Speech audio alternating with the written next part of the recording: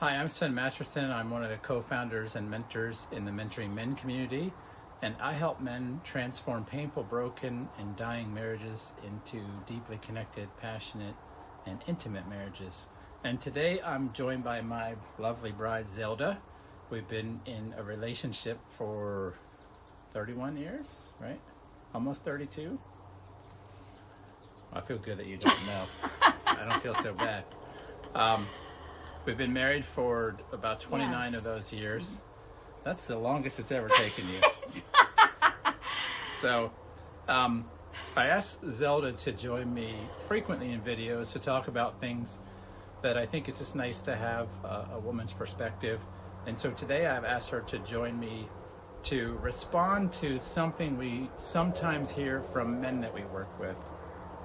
And it is that a man is hearing his wife say things to him like, "Oh, all this time I've been telling you all these things for this long, and why did it take you this long to finally listen? Why are you willing to listen to these guys on Mentoring Men, this Sven Masterson guy or other people in our community, when I've been telling you all that stuff for years and you didn't listen?"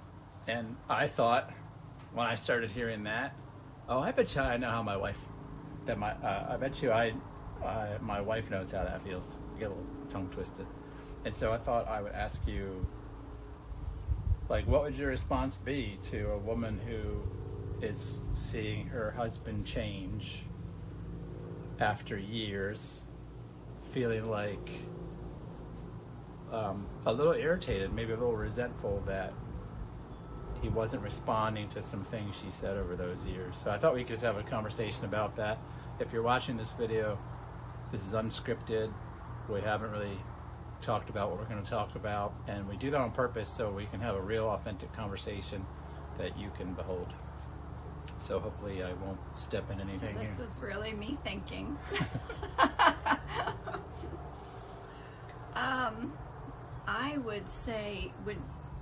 I would say that I would know. How do I say this? In our life, it's probably the other way around, as far as if one of us is going to say, "I've been telling you that for a while, now that you've heard someone else say it, now you're going to believe it," kind of thing, would really be you saying Well, that I have sort said of that a thing. lot, but I think you actually To have me? been on this side of things too.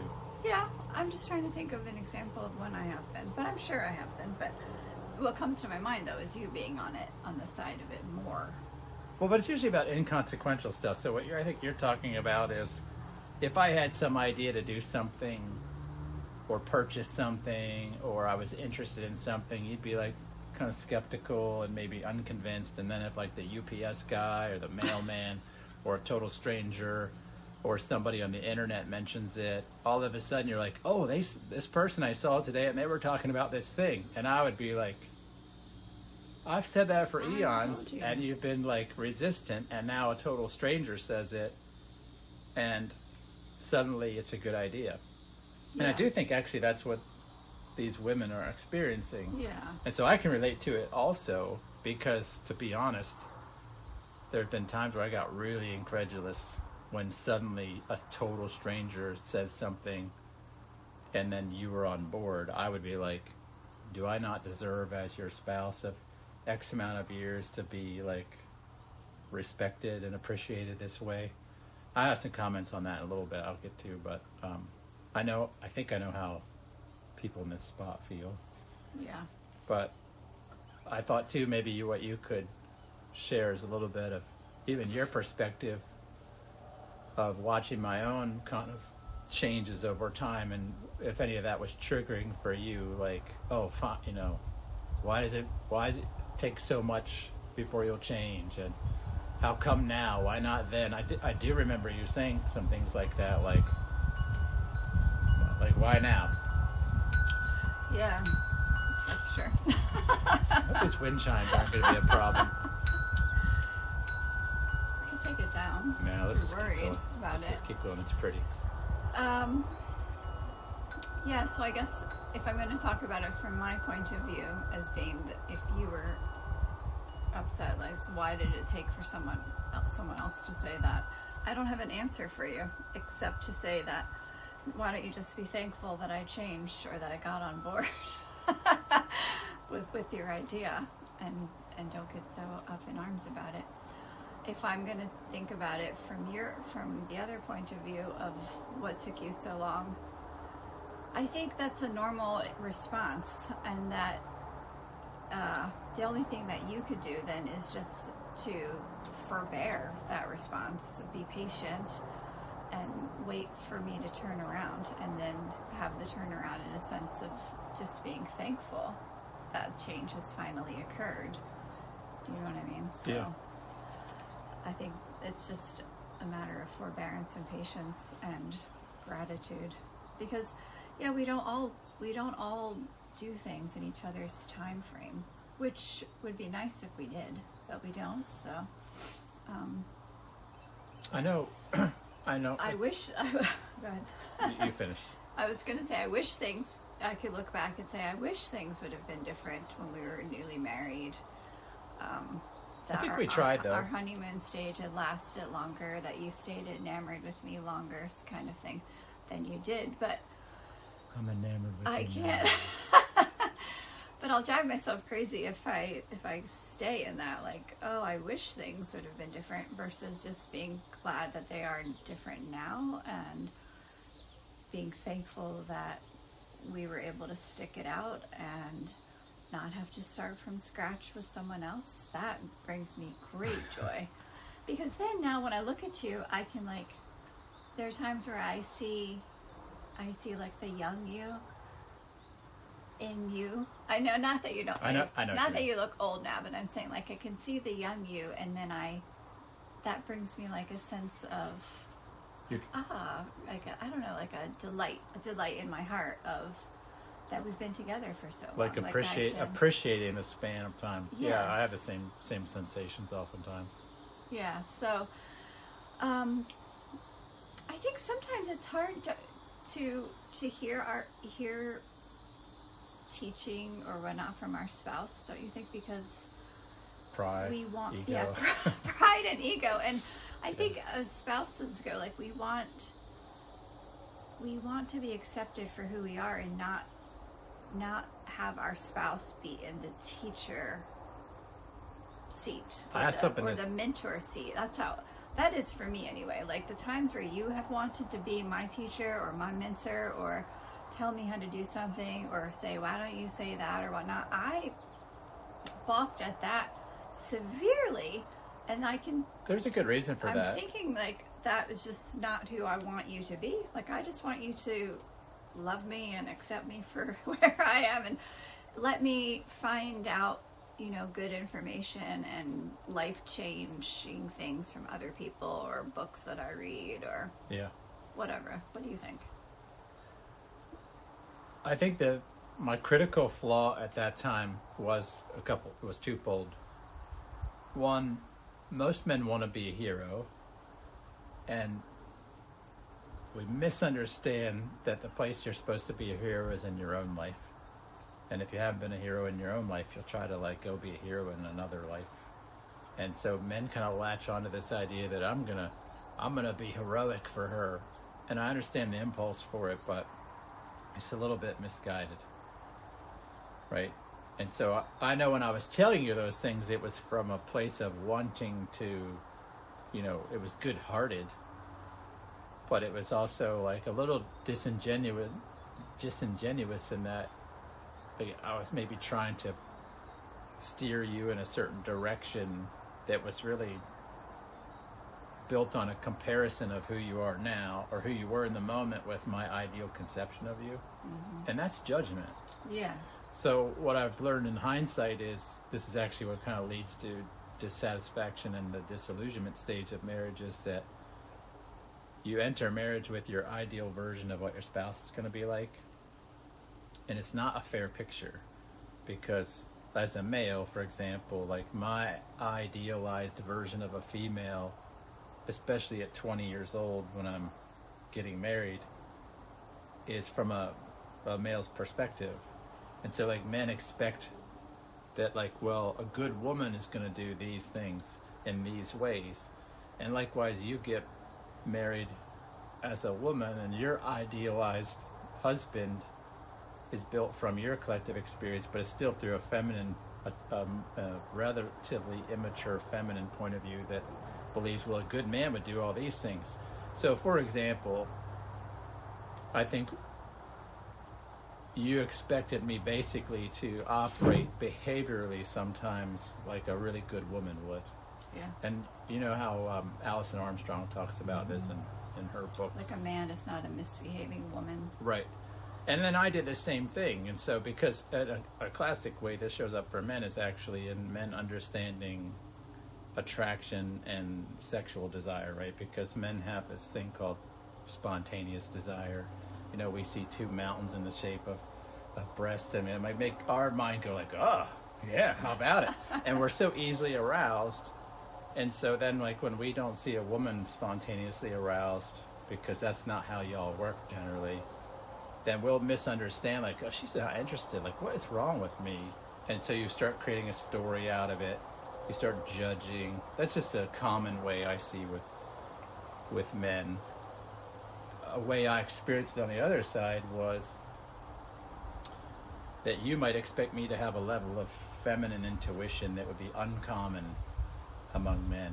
And I remember you'd want me to just kind of like intuitively know what you needed and how to meet that need without any communication of what that was. Yeah. And this is actually something I hear from guys too, like their wives want them just to instinctively know exactly how to meet an emotional need in the moment, right? And guys, they're all really like, I would pay huge sums to have that gift if I could. But they can't. It's like you can't really overcome the other person's idealized version. And so when I would show up in instructor, teacher, father mode, a lot of times it was like, well, the ideal would do this. And like I said, it's judgment. At the end of the day, if you're comparing the person in front of you to anything and they lose, they're going to feel that as judgment. And I think that's what you felt. It's like you felt a lack of acceptance for who you are. And to be honest, I didn't accept who you are, because when you were different than my conceptual version, it made me feel my insecurities. And I didn't know that then, that like when you acted a certain way maybe towards a waitress, that made me go, oh my gosh, I would never do that. I'm experiencing my insecurity about what will people think about me because she did that and all this stuff, right? And it took me a long time to understand that all of the judgment and insecurity there. That's the other thing I wanted to say is, even when like the times where people were able to compel you to like accept an idea that I wasn't, what I was doing in that moment, or what I have done in that moment, is taking it very personally that person caught your attention and I didn't. And this is so subtle. Like in the moment you're having this story like, oh, they listen to the mailman or UPS guy, but not me. That means they don't respect me, they don't love me. And like in a nanosecond you're living in this story, then you have an emotional response. And even there too, I was just seeing that through the lens of insecurity, where like if I respected and appreciated me, I wouldn't have felt that way, because I wouldn't have looked to you for those things, right? So like I turned you agreeing with me at a symbolic and meaning level into you respecting and appreciating me. And that was just me feeling my deficit. So when I got that kind of stuff sorted out, I don't care anymore if you agree with me. In fact, I appreciate it usually when you don't, because it's like, it's beneficial having a second perspective that's different than my own. Right. Anyway, that's kind of how I remember most of those times. But I don't know what came up for you in that. So then the question is, what would the man who's listening to this video, who has a wife who's feeling that, do to make her feel comforted or assuaged? Well, and some women might be watching this too, so that's really? what I would love it if you like. Do women watch these? Yeah, I think a fair amount of women. I mean, and as you know, a lot of times the women that are partnered with the men we work are usually big fans of our community. But sometimes there are women that are like, they're living in this resentment that... I thought you had to be on Mentoring Men to watch these videos. No, these are on YouTube. Oh. Yeah, so Yeah, you can be okay. famous. So, then if I'm speaking to a woman, Speak to both, I would yeah. say, be thankful that you're seeing change. And if we're going to talk about what Sven was just saying, then, yeah, put aside the judgment that you're having for your husband and, you know, be thankful for the new things that are happening and focus on that. I think when we're doing the other thing, if we're talking about being in that judgment seat, then what we're doing is we're being very self-centered. And I would want to say to Sven at times like that, the world is not, you know, twirling around you. It's not like spin the world here. You probably have said that to me. I've probably said it in my mind. I don't know if I've actually said it to you, but I'm sure I would have wanted to. But I mean, there's a person in my life right now, not you, who I want to say that to, because then there's no freedom in me being able to have a new thought or a new, what was the word I'm looking for? Like Experience? an experience, like a positive experience, and be able to share it with someone if they're immediately going to internalize it themselves, because then it's joy killing to me. Well, it disconnects. Yeah, it disconnects the relationship. So I think if you want to embrace like a sense of connectedness and intimacy on a soulful level, spiritual level, emotional level, then we have to put aside that idea that everything is revolving around us. And so then if we have this idea that our spouse hasn't picked up on, and now suddenly they're picking up on from someone else, for us to like step in and be upset by that is soul killing and joy killing in the relationship. I'm glad you said it. I actually have some commentary about that, knowing which person you're talking about, but also the pattern. When people make everything about them, it'd be really easy to critique and judge that person as like there's something wrong with them. But even a person who's taking it personally, for example, that their spouse is changing and didn't change when they said, is actually living, I would suggest, in a deep place of insecurity. Where and it's all of our nature, and I'm an expert in insecurity because I've been an insecure person for so much of my life. But when you're insecure, the lens that you see... I was going...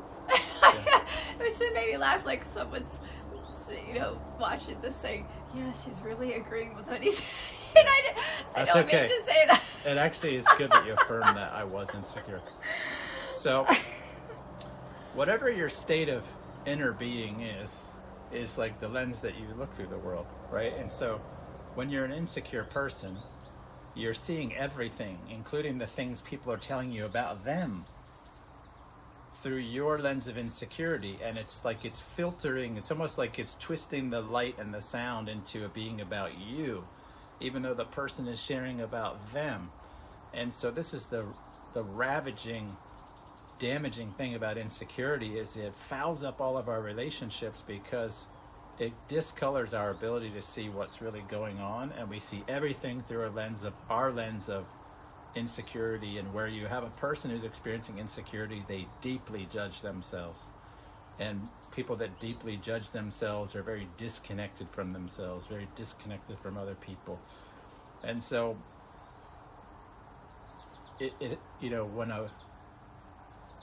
like, let's say I'm experiencing a lot of change and you're looking at that and you're taking it very personally, I would say you're experiencing your insecurity. And I wouldn't judge you for that. I would just say, wow, like, that's a painful place to be. So to the men in this video, I would encourage you, if your wife is struggling with your changes and transitions in life where you're becoming more yourself and more authentic, I would say the same thing Zelda did. Be patient and forbearing, and understand that your partner is experiencing their own insecurity.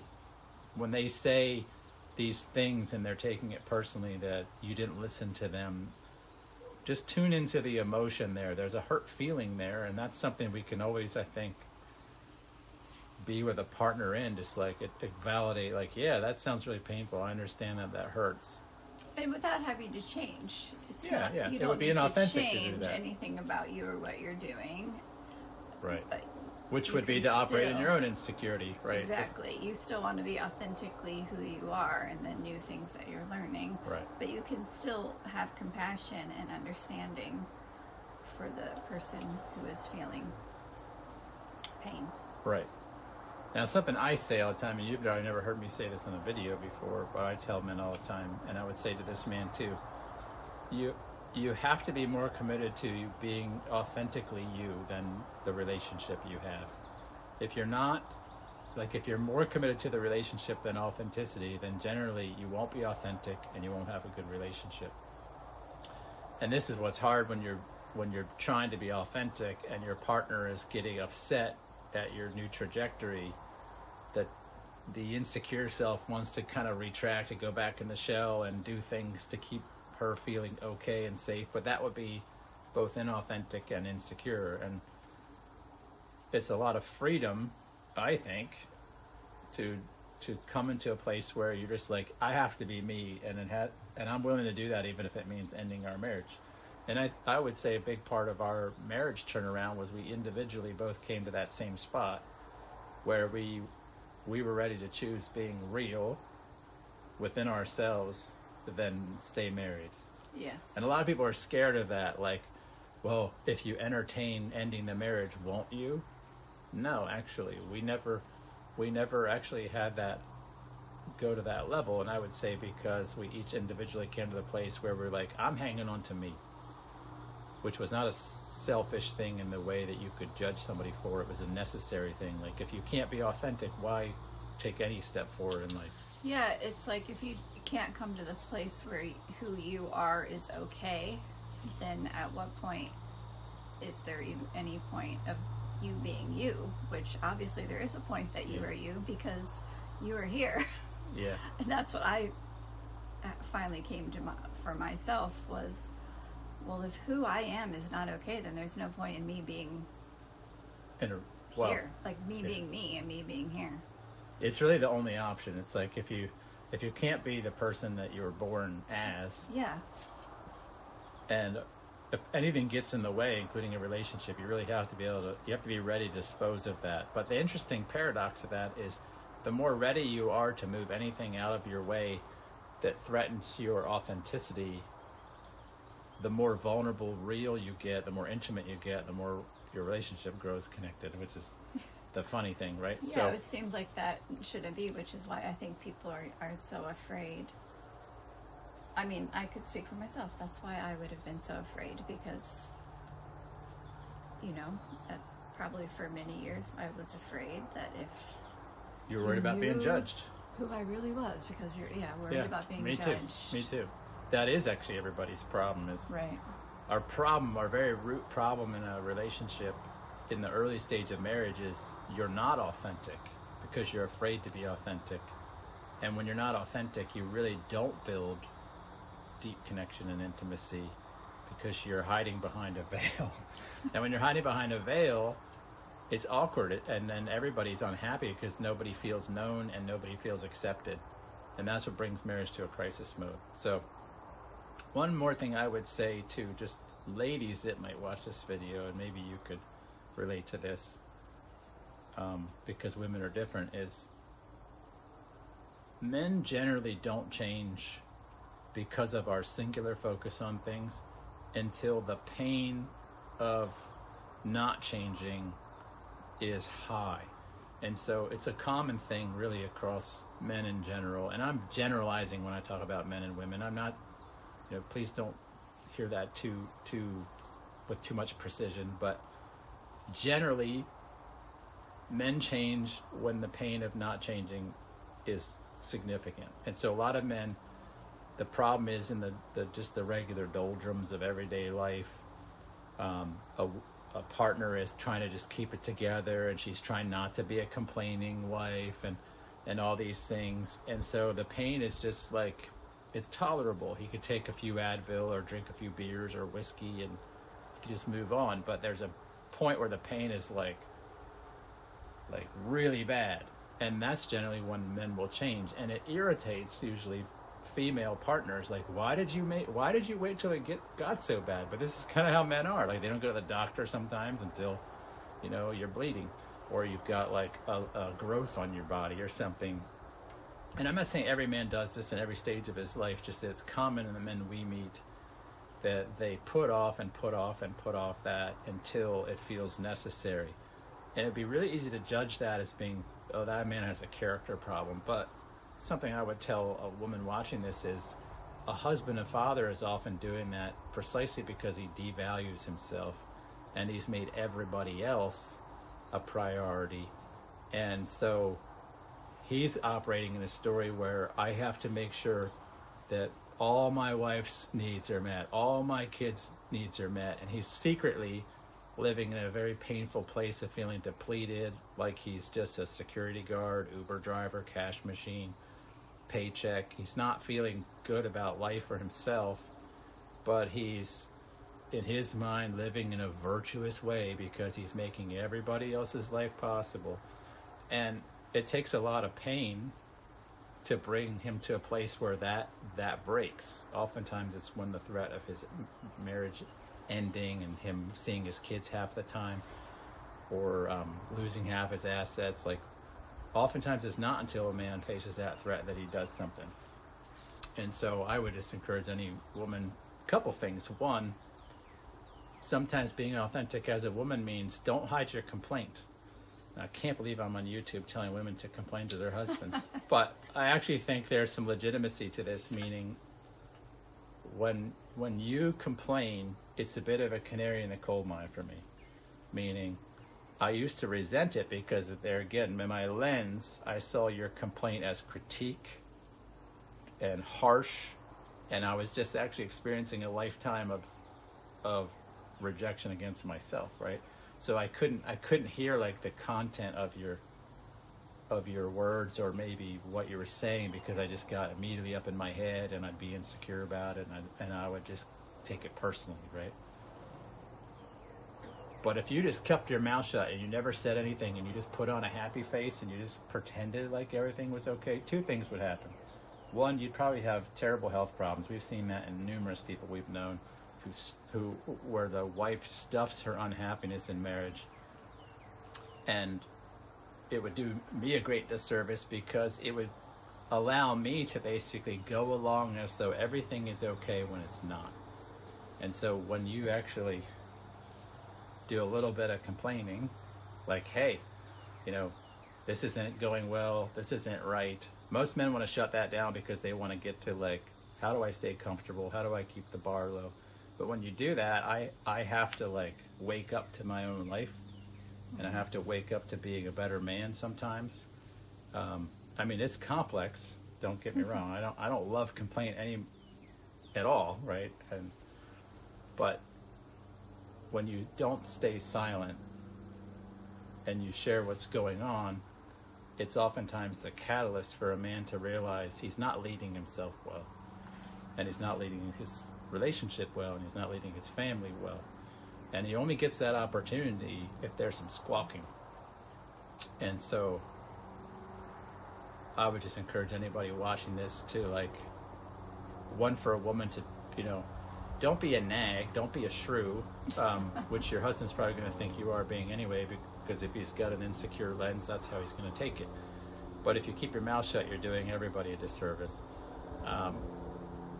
But also realize he's got this insecure lens, and if you want to speak to him in a way that is going to overcome that lens, you need to understand some of those landmines. And you know, I like Alison Armstrong talk about hero language. Like, she's got a great book about that called The Queen's Code, which gives women some insights on how to tell a man what you need in a way that doesn't come across as critique and nasty, or belittling. But if you can or work mothering, that out, like no mothering, like no spouse wants to feel like they're being mothered or fathered or Scolded. scolded. Yeah. It's also, the problem is we all have so many triggers that we have to get past. But if you do that and let your male partner come to a place of like, okay, it's going to be upsetting for him, but that's the pain oftentimes, just as most men are, especially in their maturity, that they'll start looking at things. That's when men reach out to us, is when they're kind of in the bottom rung. And it would be nice if more men saw transformation before they were in pain, but very few do. And this is a pattern in history. If you've ever heard of the hero's journey, go look it up if you're not familiar with it. Every man, every human is on a hero's journey, and generally we all resist the invitation into the unknown, invitation into like that journey, and instead we kind of want to linger about where it feels safe and in the known. And but to be happy and live a great life, we all have to go on that hero journey. And what motivates men there generally is pain. Now, in Mentoring Men, we're trying to get to know much younger men and help them kind of see some of these things earlier on, so they have a lot more wisdom and instruction and insights than we did going into these things in men in my age. But there too, they're going to need a little bit of pain. It's just kind of how men are. So, any final remarks? Not really. Otherwise, just reiterate the be patient with each other. Yeah, and with yourself. And be true to yourself. All right, well, thank you for watching. I hope this has been illuminating. If you have questions about anything we said or comments, I would love to hear those below, specifically questions. One of the unique things about Mentoring Men as an organization is we really try to engage with all of our YouTube comments, and we love making videos in response to questions asked in those comments. And so if you ask them, we'll respond. If you got something out of this and you want to hit the thumbs up button and subscribe and ding the bell and all that stuff, that would be great. And if you want to talk further about your life, your relationship, maybe you're trying to get through some of these hardships, we would love to hear from you. You can find links for how to get in touch and set up a free session with myself or one of the other mentors in the community in the description below. And with that, I'll wish you a good day. Take care.